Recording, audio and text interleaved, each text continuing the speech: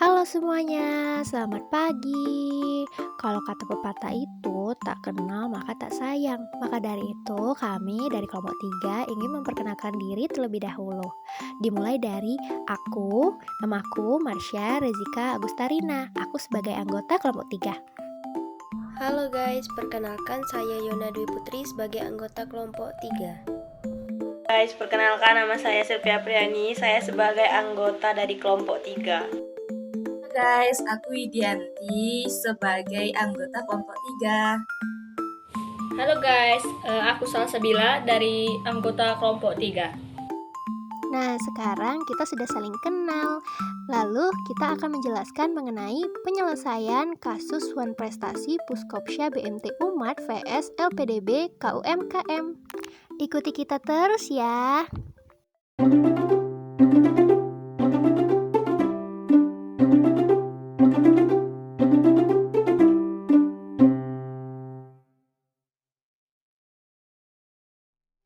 Guys, baiklah, di sini saya akan menjelaskan tentang latar belakang kasus Wan Prestasi. Di mana kasus itu adalah kasus tentang Puskopsya BMT Umat dan LPBD KUMKM.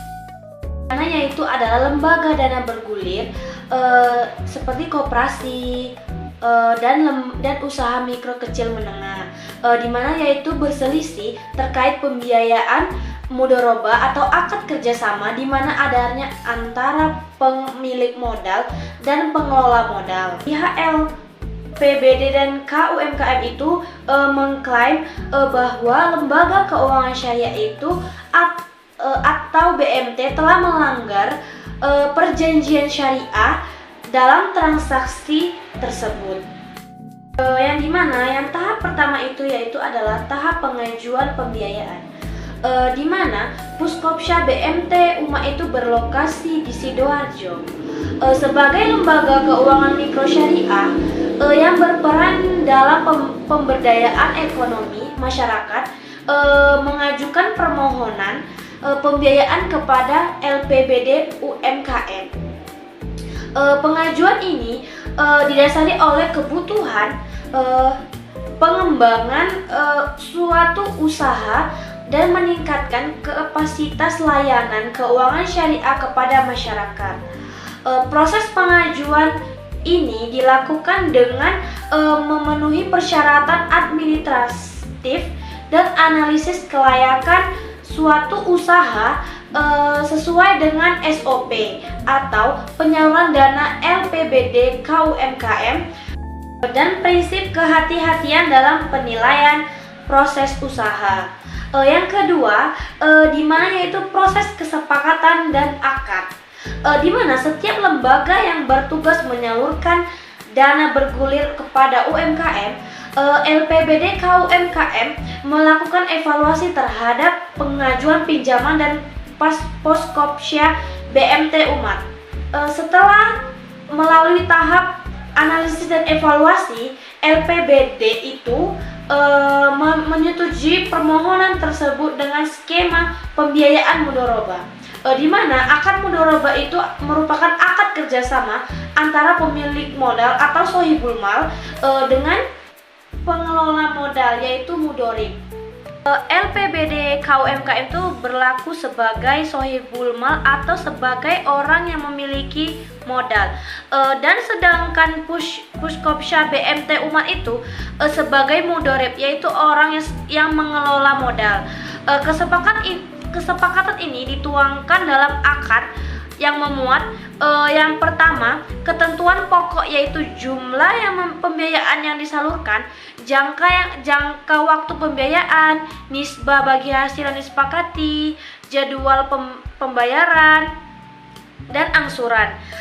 Baiklah, yang ketiga itu yaitu timbulnya permasalahan, di mana dana yang diperoleh oleh LPBD KUMKM kemudian digunakan oleh Puskopsya BMT Umat itu menjalankan kegiatan usahanya sudah sesuai dengan kesepakatan yang telah dibuat.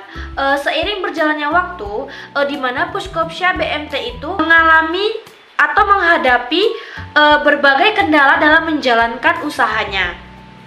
Kendala tersebut bisa berupa faktor internal seperti kesalahan dalam pengolahan keuangan, dan atau faktor eksternal seperti kondisi ekonomi yang tidak kondusif atau persaingan bisnis yang semakin ketat di dalam dunia bisnis tersebut. Di mana akibat kendala yang dihadapi oleh Puskopsya BMT Umat mengalami kesulitan dalam memenuhi kewajiban pembayaran pokok pinjaman dan bagi hasil kepada LPBD KUMKM sesuai dengan jadwal yang telah disepakati atau yang telah ditetapkan. Akibatnya itu ketidakmampuan memenuhi kewajiban pembayaran tepat waktu, penumpukan tunggakan yang semakin membesar dan menurunkan kualitas pembiayaan. Yang keempat itu adanya menjadi sengketa, di mana ketidakmampuannya Puskopsya BMT Umat untuk melunasi pinjaman yang sesuai dengan perjanjian merupakan bentuk wan prestasi atau ingkar janji. Wan prestasi ini merujuk pada tindakan pihak yang tidak memenuhi kewajiban yang telah disepakati dalam suatu perjanjian. Kondisi wan prestasi ini yang dilakukan oleh Puskopsya BMT Umat memicu sengketa dengan LPBD KUMKM karena bentuk wan prestasinya yaitu keterlambatan dalam pembayaran angsuran, tidak terpenuhinya kewajiban untuk melunasi pinjaman.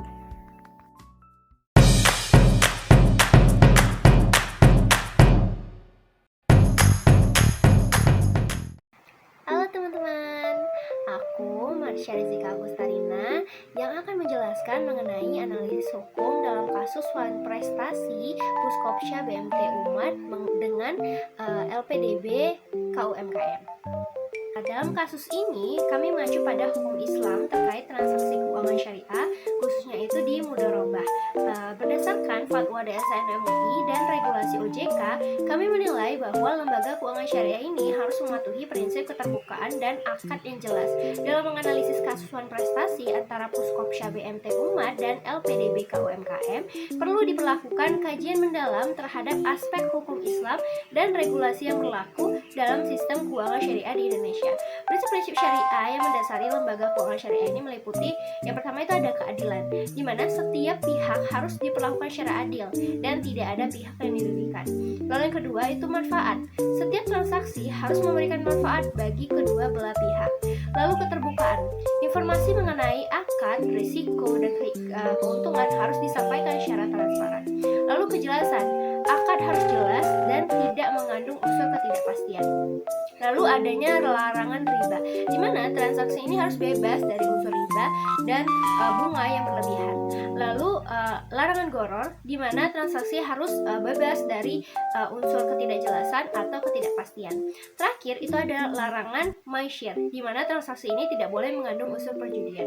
Dalam peraturan otoritas jasa keuangan juga nomor 31 POJK 05 2014 tentang penyelenggaraan usaha pembiayaan syariah yang menegaskan penyelenggaraan kegiatan pembiayaan syariah ini wajib memenuhi prinsip keadilan dan keseimbangan, lalu kemaslahatan dan universalisme. Kita harus mengenal terlebih dahulu apa itu lembaga keuangan syariah. Jadi lembaga keuangan syariah ini adalah suatu perusahaan yang usahanya bergerak di bidang jasa keuangan yang berdasarkan prinsip syariah. Lembaga keuangan syariah ini dapat dibedakan menjadi dua, yaitu lembaga keuangan syariah bank dan lembaga keuangan syariah non-bank. BMT ini merupakan salah satu lembaga keuangan syariah non-bank, di mana BMT ini berperan dalam memberikan pembiayaan kepada usaha mikro, kecil, dan menengah, atau kita bisa sebut dengan UMKM, serta menghimpun dana dari masyarakat. Selain kegiatan tersebut, BMT juga dapat menerima dana-dana untuk keperluan zakat, infak, dan sedekah, dan lalu menyalurkannya kepada pihak-pihak yang memerlukan sesuai dengan aturan yang ada. Sementara itu, LPDB KUMKM ini adalah lembaga yang didirikan oleh oleh pemerintah untuk menyalurkan dana bergulir kepada UMKM melalui lembaga keuangan seperti BMT. Dalam Peraturan Menteri Koperasi dan Usaha Kecil dan Menengah Republik Indonesia Nomor 8 Tahun 2020 tentang organisasi tata kerja lembaga pengelola dana bergulir koperasi dan usaha mikro kecil dan menengah, bahwa LPDBK UMKM ini mempunyai tugas melaksanakan pengelolaan dana bergulir untuk pinjaman atau pembiayaan kepada koperasi dan usaha mikro kecil dan menengah sesuai dengan ketentuan peraturan perundang-undangan. Dalam konteks hubungan hukum antara kedua lembaga tersebut, LPDBK UMKM ini bertindak sebagai sohibul mal atau disebut dengan pemilik dana yang menyalurkan pembiayaan kepada Puskopsya BMT Umat sebagai mudorib atau pengelola dana melalui skema akad mudorobah sesuai dengan Fatwa DSN MUI nomor 07 DSN MUI tahun 2000 tentang pembiayaan mudorobah. Hubungan kerjasama ini harus didasarkan pada prinsip bagi hasil yang adil dan transparan, di mana keuntungan dibagi sesuai nisbah yang disepakati. BMT Syariah dalam menjalankan kegiatannya ini harus memenuhi syarat-syarat perjanjian akad mudorobah yang sesuai dengan prinsip-prinsip syariah. Ini tertuang dalam rukun dan syarat mudorobah pada Fatwa DSN MUI nomor 07 DSN MUI tahun 2000, antara lain yang pertama itu ada penyedia dana atau sohibul mal dan pengelola atau disebut dengan mudorib harus syarat hukum.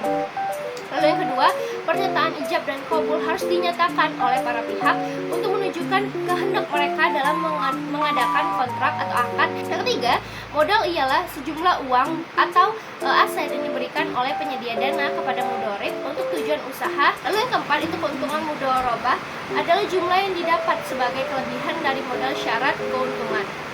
Kepatuhan terhadap rukun dan syarat mudorobah merupakan jantung dalam praktik transaksi lembaga keuangan syariah, khususnya dalam akad mudorobah yang menjadi salah satu instrumen utama dalam kegiatan BMT. Jika syarat-syarat ini dilanggar, maka akad mudorobah ini menjadi tidak sah dan berpotensi menimbulkan berbagai masalah baik dari segi hukum maupun etika, seperti adanya masalah atau konflik buat prestasi ini. Halo guys, perkenalkan nama saya Yona Dwi Putri. Baiklah, di sini saya akan melanjutkan penjelasan mengenai analisis hukum.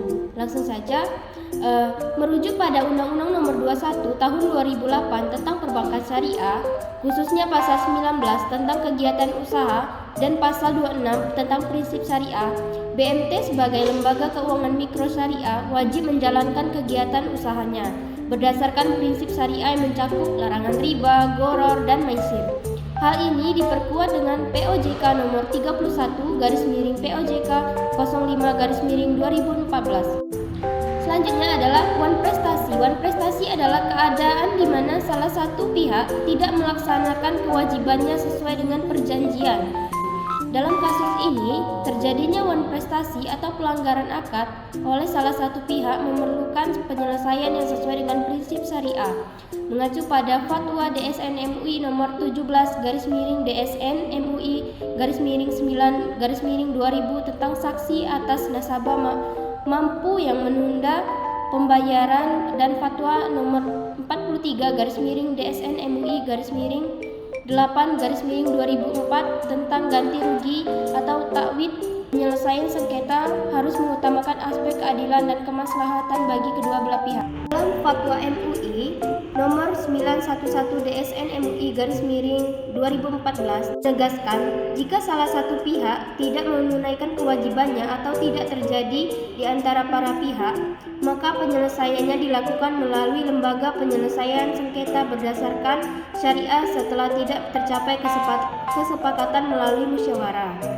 Pemilihan arbitrase syariah sebagai forum penyelesaian sengketa sejalan dengan Undang-Undang Nomor 30 Tahun 1999 tentang arbitrase dan Pasal 55 Undang-Undang Perbankan Syariah yang memberikan ruang bagi penyelesaian sengketa melalui jalur non-litigasi. Badan Arbitrase Syariah Nasional atau Basarnas sebagai lembaga yang berwenang menyelesaikan sengketa ekonomi syariah memiliki keunggulan dalam hal pemahaman prinsip syariah, efisiensi waktu, dan kerahasiaan proses penyelesaian. Lalu POJK nomor 1 tahun 2014 tentang lembaga alternatif penyelesaian sengketa di sektor jasa keuangan memperkuat posisi arbitrase syariah sebagai mekanisme penyelesaian yang diakui secara hukum. Dalam kasus Puskopsya BMT Umat vs LPDB KUMKM ini, analisis hukum berfokus pada pemenuhan prinsip-prinsip syariah dalam akad mudharabah, kewajiban kedua belah pihak untuk melaksanakan perjanjian sesuai dengan kesepakatan, dan konsekuensi hukum jika terjadi wan prestasi.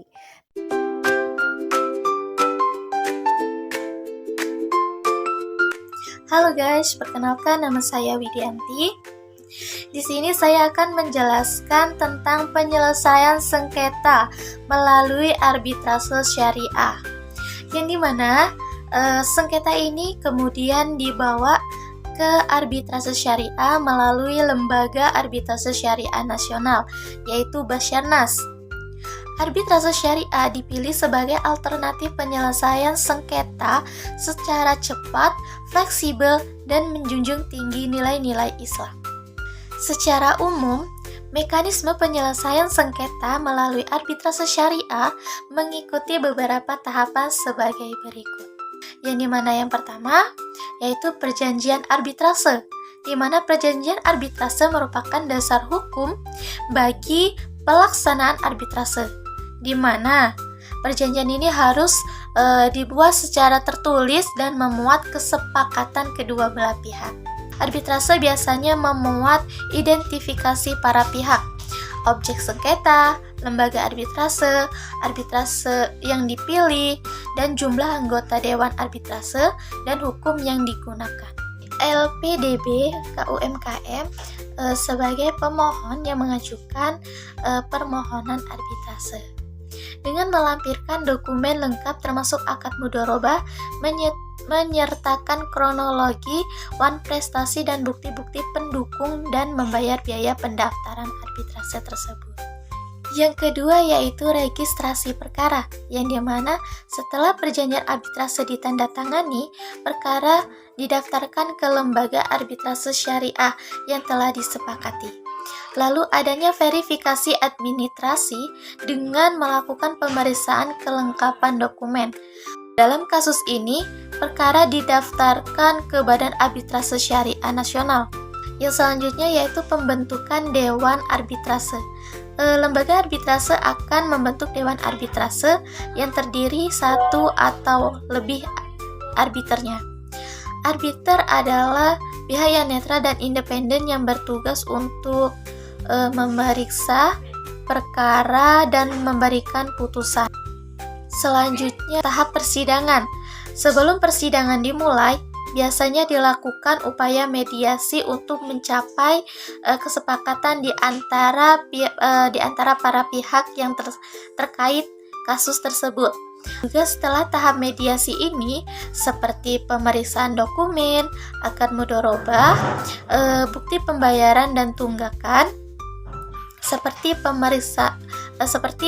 laporan keuangan dan kinerja usaha dan keterangan saksi, dan arbiter akan memberikan kesempatan kepada kedua belah pihak untuk menyampaikan pendapatnya. Selanjutnya yaitu ada putusan arbitrase, yang dimana setelah persidangan selesai, Dewan Arbitrase akan memberikan putusan tertulis, yang dimana putusan arbitrase bersifat final dan mengikat bagi para pihak.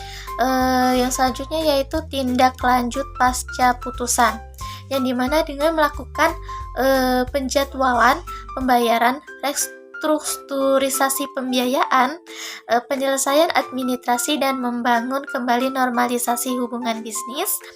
Lalu juga melakukan evaluasi proses penyelesaian. Dari kasus ini dapat disimpulkan bahwa arbitrase syariah adalah mekanisme yang efektif untuk menyelesaikan sengketa di bidang keuangan syariah dengan tetap menjaga prinsip-prinsip syariah. Kami merekomendasikan lembaga keuangan syariah agar tetap lebih memperhatikan transparansi dalam akad dan kepatuhan terhadap fatwa DSN MUI.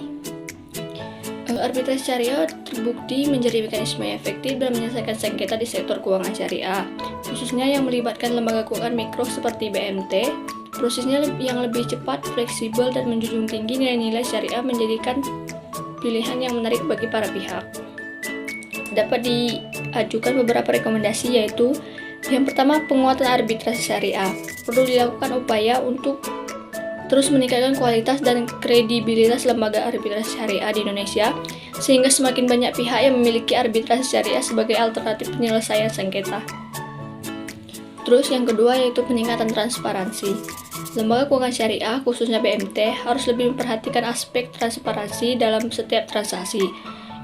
Informasi mengenai akad, hak dan kewajiban para pihak, serta tata cara penyelesaian sengketa harus disampaikan secara jelas kepada nasabah. Terus yang ketiga yaitu kepatuhan terhadap fatwa DSN MUI. Lembaga keuangan syariah harus senantiasa patuh terhadap fatwa DSN MUI. Hal ini penting untuk menjaga kredibilitas dan kepercayaan masyarakat terhadap industri keuangan syariah. Arbitrase syariah merupakan instrumen yang efektif dalam menyelesaikan sengketa di sektor keuangan syariah. Dengan terus melakukan perbaikan dan pengembangan, arbitrase syariah dapat menjadi solusi yang lebih baik dibandingkan dengan penyelesaian sengketa melalui jalur pengadilan.